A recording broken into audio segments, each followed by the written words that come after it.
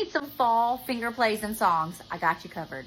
This one's called Falling Leaves. I got it from the Complete Daily Curriculum for Early Childhood. Following along with my curriculum, this is gonna take place during your small groups. The way that I do small groups, after you have your carpet time where you read your story, you're then have a co-teacher, you're then going to split up into two groups.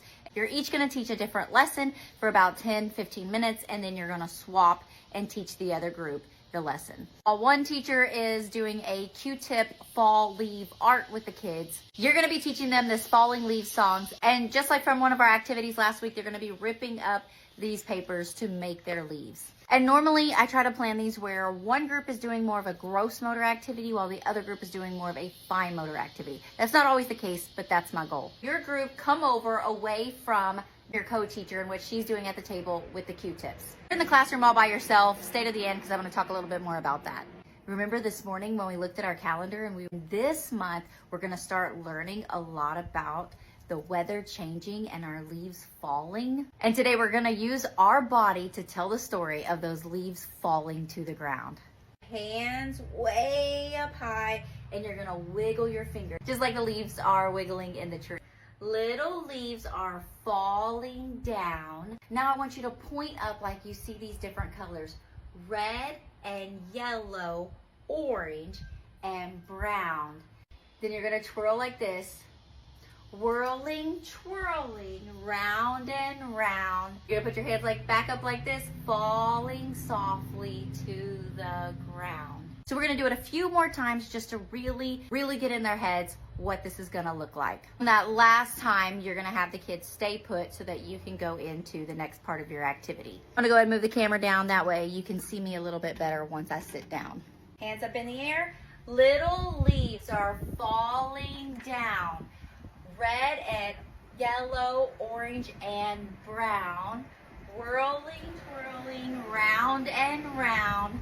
Softly falling to the ground. Just to note, at one point in the song, when we point up red and yellow, orange and brown, there's scientific proof when we do things that make the kids use their body and cross the midline, that it does something igniting in the brain. Don't skip that part where they need to cross over right there. This next part of your group, bring out your construction paper that you're gonna use to make your fall leaves. We did something very similar to this in the Three Little Pigs just last week, but we don't want to just introduce something and do it one time. We want to give the kids more time to practice. So in today's activity, they're going to be ripping this paper or cutting this paper. Whatever you think your kids are needing more practice, when you have this opportunity to be with them in a small group, do you want to have them practice ripping, or do you want to have them practice using their scissors? The reason I personally choose the ripping on here, because the sizes are a little more unpredictable and a little more ragged, kind of like a leaf is. We're gonna start with one color. We're gonna talk about that. Oh, we were learning about this color last month. What color is this? Red. Yes, so first we're gonna use this red to make some fall leaves.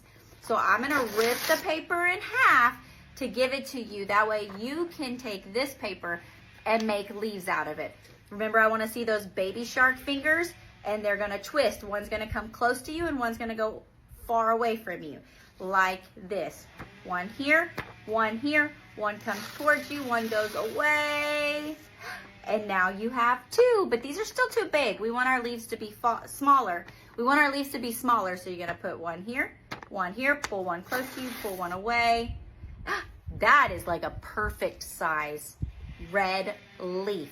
Each of the kids, using a half sheet of paper, they're gonna rip that one color. They can keep that pile down in front of them, or I like to give them one of my little silver buckets and they can start piling their things inside of there. I didn't want to use that today just in case you don't have those buckets yet. You can find a cheap version of the buckets at the Dollar Tree, or you can order some online. I did some searching, and really ordering from the company direct is the best price that you're gonna get per bucket. After we do the red, I'm gonna show them, okay, in the song it says red and yellow. So now we're gonna do yellow.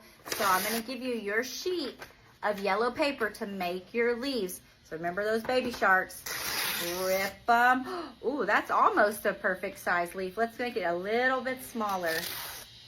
There we go. Put those in your bucket or put those in your lap something to get them to keep them towards them so that they know what theirs are. So they can use their lap as a bucket as well. You're going to continue that with your orange and with your brown.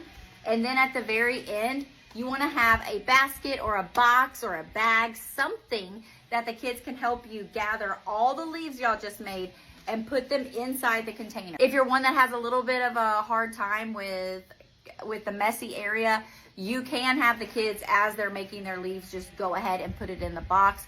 That way they're not fighting over what's theirs, what's not theirs, and you already have that cleanup part done. I really enjoy cleaning up the leaves as well, so don't rob them of that blessing. You can use these leaves several times during this month, so go ahead and keep those. You're raking them up later in the week, and then you can add them into your dramatic play for continual use as well. Oh, and I said I was going to tell you, if you are teaching in the room by yourself, what I would do is, when the whole group, I would go ahead and sing the Falling Leaves song, and then when they go into center time, I would pull a small group over and we're going to work together to rip those leaves up.